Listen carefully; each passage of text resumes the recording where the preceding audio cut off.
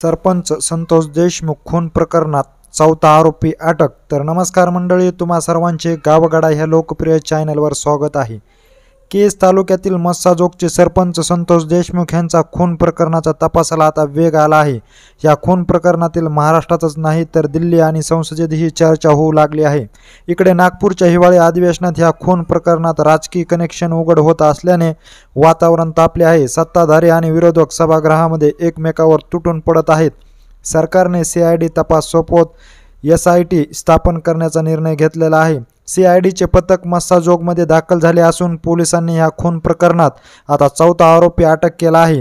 विष्णू चाटे याला पोलिसांनी ताब्यात घेतले असून त्याच्यावर सरपंच संतोष देशमुख हत्या आणि ऊर्जा पवन कंपनीकडून 2 कोटीची खंडणी मागितल्याप्रकरणी गुन्हा दाखल आहे। हत्येचा कट रचल्याचा गंभीर आरोप विष्णू चाटे यांच्यावर असून तो राष्ट्रवादी काँग्रेस अजित पवार गटाचा तालुका अध्यक्ष होता।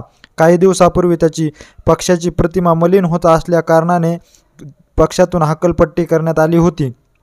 पोलिसांच्या स्थानिक गुन्हे शाखेने आज चाटे याला ताब्यात घेतले असून ह्या खून प्रकरणातील चौथा आरोपी आता अटक झालेला आहे। सरपंच संतोष देशमुख यांचा खून 9 डिसेंबर रोजी झाला होता। आतापर्यंत ह्या प्रकरणात पोलिसांनी 3 आरोपी अटक केले होते। आज खुनाच्या 9व्या दिवशी विष्णू चाटे ह्या चौथ्या आरोपीला देखील अटक करण्यात आलेली आहे। मुख्य आरोपी सुदर्शन घुलेसह इतर 2 जण अजूनही फरार असल्याने त्याच्या मागावर पोलिसांची पथके रवाने देखील करण्यात आलेली आहे। सरपंच संतोष देशमुख यांचे 9 डिसेंबर रोजी केज जवळील अपहरण झाले होते। त्यानंतर त्यांचा खून करण्यात आला होता। दरम्यान अपहरणानंतर विष्णू चाटे सरपंच देशमुख यांचा धनंजय यांच्या संपर्कात होता। तुमच्या भावाला आणून सोडायला लावतो असं तो सांगत होता। मात्र संतोष देशमुख यांचा मृतदेह आढळल्यानंतर सुदर्शन घुले, प्रतीक घुले, सुधीर सांगळे, जयराम चाटे, महेश केदार, कृष्ण आंधळे यांच्यावर गुन्हा नोंद झालेला आहे।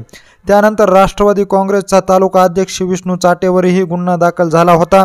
विष्णू चाटे हा केज तालुक्यातील कवडगावचा पूर्वीचा सरपंच होता अशी माहिती आहे।